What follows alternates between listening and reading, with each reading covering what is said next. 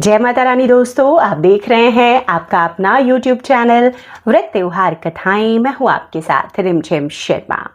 आप सभी को सबसे पहले तो धनतेरस की बहुत बहुत शुभकामनाएं। देखिए, हर वर्ष धनतेरस, जिसे हम धन त्रोदशी के नाम से भी जानते हैं, कार्तिक मास के कृष्ण पक्ष की त्रोदशी तिथि को मनाते हैं और आज से ही दीपोत्सव, जो 5 दिवसीय महापर्व है, उसकी शुरुआत होती है। धनतेरस के दिन देखिए पूजा आराधना की जाती है माता लक्ष्मी की, गणपति की, और साथ ही पूजा आराधना की जाती है धन के देवता कुबेर की और धनवंतरी की। तो आज मैं आपको इन सभी देवी देवताओं की पूजन विधि करके दिखाने जा रही हूं कि इस धनतेरस पर किस प्रकार से आप इन सभी देवी देवताओं का आशीर्वाद प्राप्त कर सकते हैं और अपने जीवन में हर प्रकार की सुख समृद्धि और खुशहाली ला सकते हैं। दोस्तों, संपूर्ण पूजा विधि है ये। वीडियो को अंत तक जरूर देखिएगा। पसंद आए तो लाइक और ज्यादा से ज्यादा लोगों तक शेयर जरूर कर दीजिए। देखिए, सामग्री सूची में आपके साथ शेयर कर चुकी हूं, उस वीडियो को भी जरूर देखिए, सबसे पहले हम दिशा का ज्ञान कर लेते हैं। ये है पूरब की दिशा और ये हमने पाटा लगाया है लकड़ी का। लकड़ी के पाटे पर ही हमें देवी देवताओं का पूजन करना चाहिए। और जब भी हम दीपावली धनतेरस का पूजन करें तो वस्त्र जो है, आसन जो है, वो लाल या पीले रंग का दे। तो हमने लाल रंग का आसन लगा दिया है। अब यहाँ पर माता की फोटो में पूजन करके मैं आपको दिखा रही हूं। तो फोटो में लक्ष्मी माता हैं, गणपति हैं और सरस्वती माता हैं। धनवंतरी आरोग्यता के देवता, साथ ही धन कुबेर धन के देवता, इन सभी की पूजा करेंगे। तो सबकी स्थापना मैंने इस पाटे पर कर दी है। अब सबको आसन के स्वरूप में देखिए, लक्ष्मी माता के नीचे मैंने अष्टदल कमल चावल से बनाया है। बहुत शुभ होता है ये कलश स्थापना के लिए एक अष्टदल कमल है। यहाँ पर दीप देव का हम आह्वान करेंगे, दीपक अग्नि का साक्षी। तो हमने चावल अक्षत का ही यहाँ पर भी आसन दिया है। अब इन दोनों देवताओं के नीचे मैंने देखिए फूलों का आसन दिया है, इसीलिए बताने के लिए कि अगर आप चाहें तो सभी देवी देवताओं के नीचे हम फूलों का आसन दे सकते हैं। हम दीपक के नीचे भी फूलों का आसन दे सकते हैं, आप दे सकते हैं। तो सबकी देखिए स्थापना मैंने कर दी है। पूजन विधि को मैं आगे बढ़ाऊं उससे पहले, सबसे पहले पूजा में हमें अग्निदेव का आह्वान करना चाहिए। तो सबसे पहले जो दीपक मैंने अग्निकोण पर रखा है, यहाँ पर दीपक प्रज्वलित कर लूंगी और फिर पूजन विधि को कलश स्थापना के साथ में आगे बढ़ाऊंगी। तो दोस्तों, इसी प्रकार से आपको भी अपनी पूजन विधि को रखना है। तो हमने अग्निदेव का आह्वान कर लिया, यही हमारी पूजा के साक्षी होते हैं। अब इसी प्रकार से हर पूजन में मैं आपको दिखाती हूँ कि एक फूल में हम तिलक अक्षत रख करके अग्निदेव का आह्वान पूजन करते हैं। तो आप भी इसी प्रकार से कर लिया कीजिए, अग्निदेव को प्रणाम कीजिए और अपने इस पूजन में उन्हें निमंत्रण देकर इस पूजन को आगे बढ़ाइए।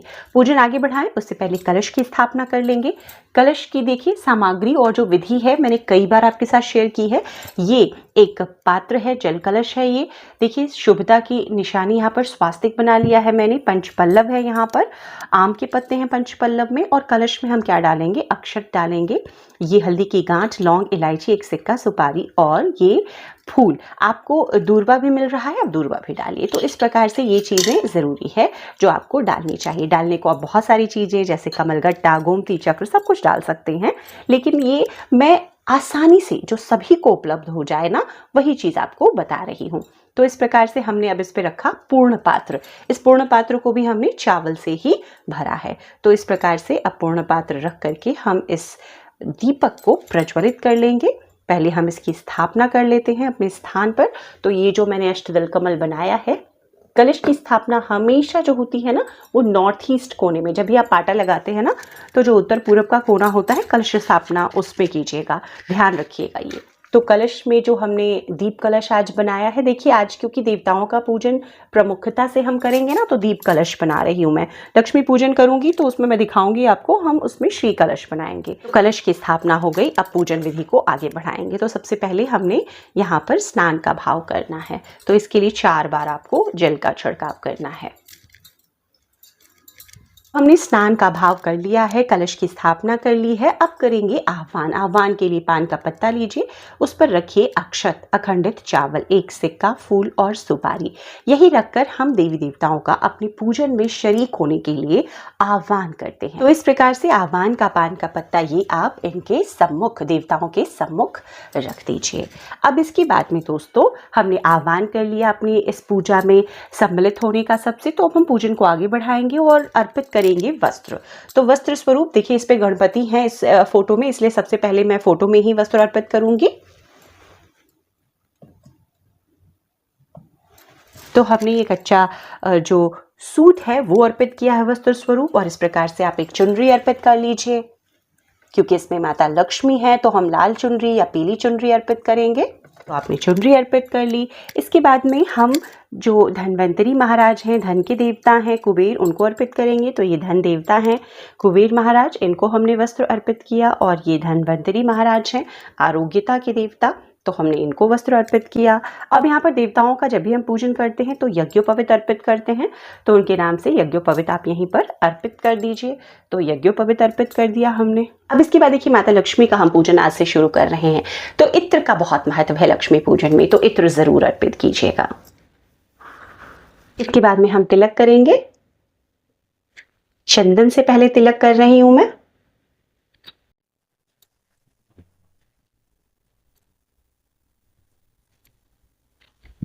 इसके बाद में देवताओं को हम कुमकुम से तिलक करेंगे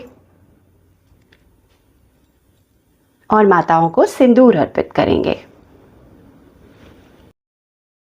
अब देखिए जो भी फूल माला आप लेकर आए हैं वो फूल माला अर्पित कीजिए। पीले फूलों की माला देखिए हमें हर सीजन में उपलब्ध होती है, तो हमने वो अर्पित कर दी। गणपति के नाम से पीले पुष्प अर्पित कीजिए। जो फूल मिले आप वो अर्पित कर सकते हैं। माता सरस्वती के नाम से अर्पित कीजिए, कलश देव के नाम से अर्पित कीजिए। तो इस प्रकार से जो भी फूल आपने लिए हैं वो आप देवताओं के नाम से अर्पित कीजिएगा। माता लक्ष्मी को देखिए कमल का फूल आज से ही आप अर्पित कर सकते हैं दिवाली के दिन तक, या आप चाहें तो आज इस तरह से गुलाब के फूल भी अर्पित कर सकते हैं, कोई दिक्कत नहीं है। अब देखिए माता की पूजा, गणपति की पूजा करते हैं ना, तो हल्दी का बहुत विधान होता है, तो हल्दी जरूर अर्पित कीजिएगा। हम धन के देवता कुबेर को भी हल्दी अर्पित करते हैं और धन्वंतरी महाराज को भी हल्दी बहुत प्रिय है, तो उन्हें भी अर्पित करते हैं।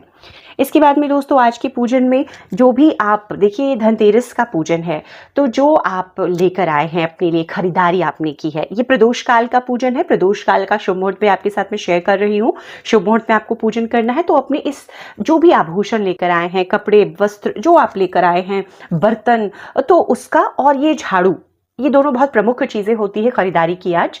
तो झाड़ू और जो भी चीजें आप लेकर आए हैं उसका पूजन भी आपको करना है। तो अब इसके लिए देखिए आपको यहाँ पर भी तिलक अर्पित करना है। जो आभूषण या जो बर्तन लेकर आए हैं उस पर भी अक्षत आप रखिए और उस पर भी आपको एक पुष्प से पूजन करना है। पूजन जरूर कीजिएगा, ध्यान रखिएगा इस बात का।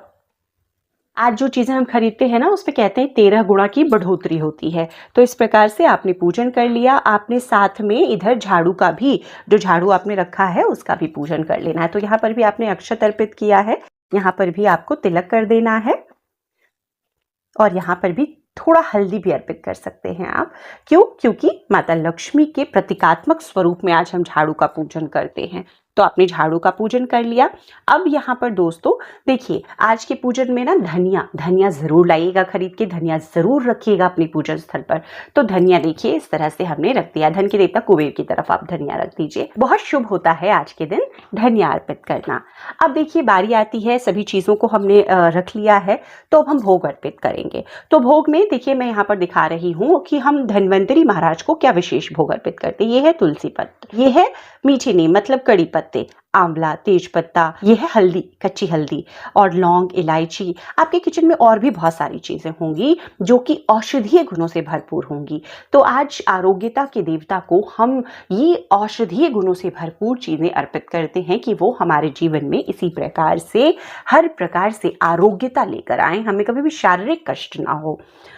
इसके बाद में दोस्तों आज खील बताशे का भोग अर्पित किया जाता है। तो गणपति, माता लक्ष्मी सभी के नाम से देखिए एक ही जगह पे मैं खील बताशे का भोग भी अर्पित कर रही हूँ। इसके बाद में आप जो भी मिठाई लेकर आए हो या आपने कुछ घर पे तैयार किया हो, खीर आदि आज भोग लगा सकते हैं आप, तो वो भी अर्पित कर सकते हैं। लड्डू का भोग अर्पित कर सकते हैं। सफेद मिठाई माता लक्ष्मी को प्रिय है, तो भोग स्वरूप आपने मिठाई जो लेकर आए हैं वो रखनी है। इसके बाद में सीजन का जो फल आप रखना चाहें, केले से, पानी फल देखिए माता को प्रिय है, तो मैं ये भोग स्वरूप ये भी अर्पित कर रही हूँ। देखिए यहाँ पर इस तरह से जो ये पूजन है ना संपन्न हो जाता है। इसके बाद में देखिए भोग अर्पित कर लिया हमने, तो एक दक्षिणा रखेंगे। कुछ कमी रह गई हो हमारे पूजन में, उसके लिए हमने एक दक्षिणा भी अर्पित कर दी। देखिए हमने अब भोग अर्पित कर लिया है, तो मुख शुद्धि का पान भी मैं देती हूँ। तो लौंग इलायची रखकर एक पान के पत्ते पर दीजिए, इससे देवी देवता ना बहुत प्रसन्न होते हैं। तो इस प्रकार से ये मुख शुद्धि के पान का पत्ता मैं यहाँ पर अर्पित कर रही हूँ। अब आपने भोग अर्पित कर लिया है, तो हम जल रख लेंगे, क्योंकि जल छोड़ेंगे लास्ट में हम। ये देखिए एक और चीज जो मैं लेकर आई हूँ दिखाने के लिए आपको, मैं यहाँ पर रख रही हूँ कि इस प्रकार से जो भी चीजें आप लेकर आए आज खरीदारी में, वो सब कुछ आपको रखना है। अब दोस्तों कथा पढ़ें उसके पहले हम देखिए 13 दीपक जो है ना, जैसे मैंने झाड़ू पूज के आपको दिखाया, तो 13 दीपक भी हम पूज लेते हैं। और ये है यम के नाम का दीपक जो आप निकालते हैं ना, धनतेरस के दिन ही हमारे यहाँ देखिए निकाला जाता है। बहुत लोग देखिए नए दीपक में निकालते हैं, इसलिए मैं दिखा रही हूँ। हमारे यहाँ यूज्ड दीपक में पुराना इस तरह से एक छोटा दीपक लेते हैं और इसी में निकालते हैं यम का दिया। तो ये अलग से मैं आपको दिखाऊंगी। तो ये 13 दीपक जो हैं इसको भी पूज लिया जाता है अभी जो पूजन हम कर रहे हैं प्रदोष काल का, उसी समय में। अच्छा, ये जो 13 दीपक है आप घी से या तिल के तेल से लगा सकते हैं। बहुत लोग सवाल पूछते हैं कि क्या तेल से कर सकते हैं? हाँ, बिल्कुल कर सकते हैं। तिल का तेल आप ले लीजिए। अब दोस्तों बारी आती है कथा की। तो कई लोग देखिए कथा पूरी पढ़ते हैं और कई लोग मंत्रों का जाप करते हैं। तो आप जैसा चाहें वैसा कर सकते हैं धनतेरस की। इसके बाद आप कथा पढ़ें और कथा पढ़ने के बाद हम आरती कर आज के इस पूजन को संपन्न कर लेंगे। तो दोस्तों पूजन हमने इस विधि से, संपूर्ण विधि से संपन्न कर लिया है और इसके बाद हम ये आरती कर रहे हैं। तो यहाँ पर गणपति की, और देखिए कई लोग लक्ष्मी जी की आरती नहीं करते हैं, गणपति की आरती बस करते हैं।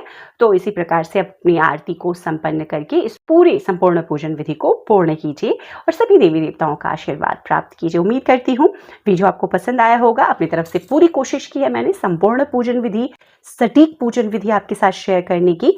वीडियो अगर पसंद आए तो लाइक कर दीजिए और ज़्यादा से ज़्यादा लोगों तक शेयर कर दीजिए, ताकि वो भी इस सरल संपूर्ण पूजन विधि से इस धनतेरस माता लक्ष्मी को, धन के देवता कुबेर को, धनवंतरी जी को प्रसन्न करें, उनसे जीवन में हर प्रकार की खुशियों का आशीर्वाद प्राप्त करें। वीडियो देखने के लिए बहुत बहुत शुक्रिया। जय माता रानी, जय माँ लक्ष्मी, जय धन देवता कुबेर।